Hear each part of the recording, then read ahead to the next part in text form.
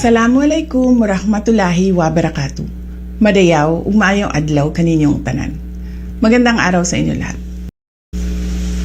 Ang impeachment complaint na inendorso ng akbayan ay isang papel na walang kalakip na kahit anong ebidensyang magpapatunay sa mga paratang na isinasaad dito. Hindi na ito bago.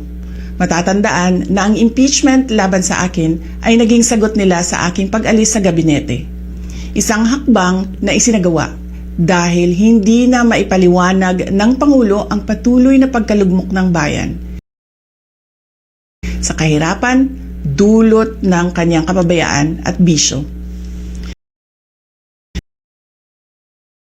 Noong 19th Congress, binuksan pa nila ang isang Investigation in Aid of Legislation, hindi upang lumikha ng batas, kundi upang magsagawa ng isang malinaw na fishing expedition para sa planadong impeachment laban sa akin.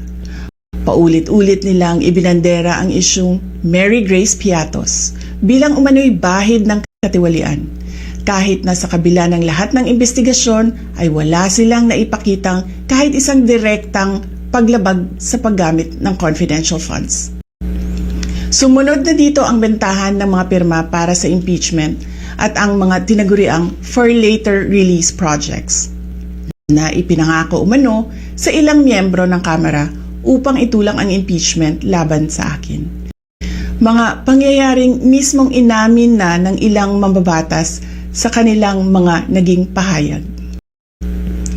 Mga kababayan, walang kredibilidad ang akbayan upang mag-endorso o magsumite ng impeachment complaint. Ilang ulit ng hayagang ipinahayag ng kanilang pinuno ang kanyang intensyong tumakbo sa pagkapangulo.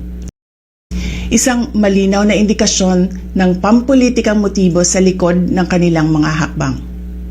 Huwag nating kalimutan ang makasaysayang talumpati noong Agosto 2024 ni Risa Ontiveros, kung saan malinaw niyang inilahad ang tunay na motibo ng akbayan bilang isang grupo. At habang ang anak niya ay may kapangyarihan pa, hindi magiging madali ang ating laban. While VP Sara is in power, the threat of a full-blown Duterte comeback is still a very real and present danger. For one, they are supported by one major superpower, China. Kaya malinaw na lahat ng ito ay isang uri ng harassment at pang-aabuso sa proseso ng impeachment ng grupong akbayan. Hindi malinaw kung ano ang ipinaglalaban nila para sa kaayusan ng bayan, pero napakalinaw ng kanilang pamumulitika at pagpapahirap sa usaping diplomasya ng ating bansa. Sa huli, ang tunay na laban ay hindi lamang laban ng iisang tao o iisang grupo. Ito ay laban para sa katotohanan at sa dangal ng ating bansa.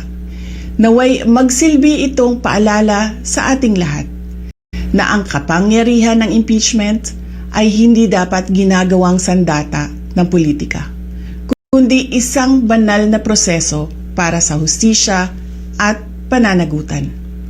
Sapagkat kapag nanaig ang abuso, ang tunay na talunan ay ang sambayanang Pilipino. Syukran.